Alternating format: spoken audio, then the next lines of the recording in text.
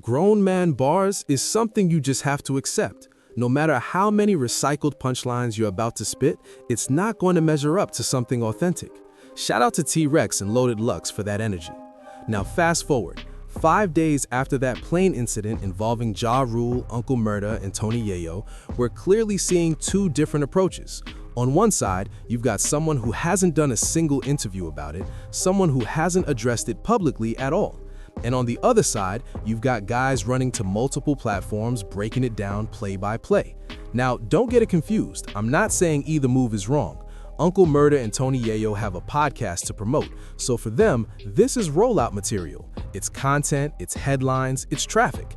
And let's be honest, it's a juicy story people want details on, especially when you factor in the long history between Ja Rule and 50 Cent. But here's where it gets interesting. Today, Ja Rule officially issued an apology. Everybody breathe. He did not apologize to Uncle Murda or Tony Yayo. Instead, he directed that apology toward the people in his immediate circle and his business affiliates. A few hours ago, Ja Rule released a statement. He said he wasn't proud of how he acted.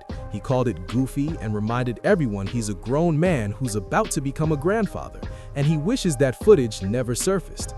He added that he doesn't like being pulled out of character, so because of that, he apologized to his wife, his family, his fans, and his business and investment partners.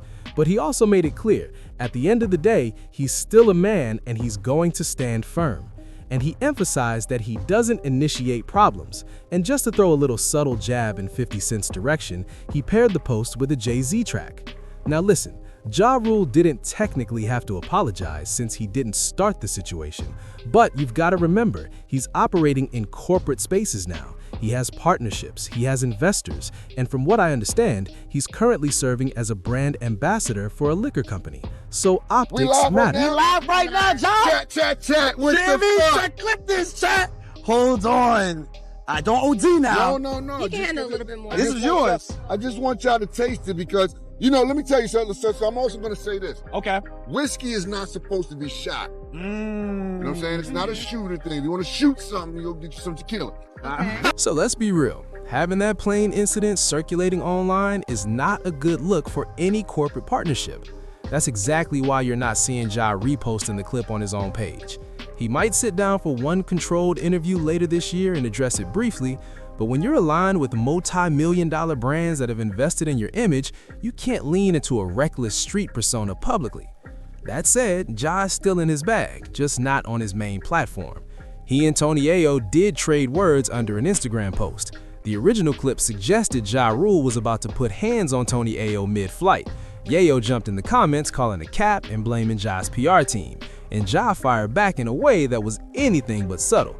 He basically said, Yayo, didn't I already beat you and your pops up and didn't you file for protection? Then he doubled down, bringing up old jail stories and calling them soft, even referencing knocking him with a pillow. Now listen, this is where it can spiral fast. It feels like Tony Yayo is scrambling a bit after that TMZ footage made him look crazy, but at some point you've got to stop poking the bear. You have to know when not to play yourself out of position. And if we're being honest, in a straight one-on-one situation, most people would assume Ja Rule has the physical edge over Yayo. He looks to be in better shape, and that matters, because if this were real, on-site smoke, both of them would probably be dealing with flight bans by now. Instead, everybody made it home safe, to their families, or back to platforms like DJ Vlad. So this online back and forth really isn't worth it. If you missed the full breakdown of the plane situation, check out the earlier segment where Tony Yayo and Uncle Murda give their side. Hit the like button, subscribe to the channel. I'll catch you on the next one. Side. Look out for the flock teams and the robbery teams. You heard? When you out there. See ya. You heard? Don't be throwing no pillows. You on some Ja Rule shit.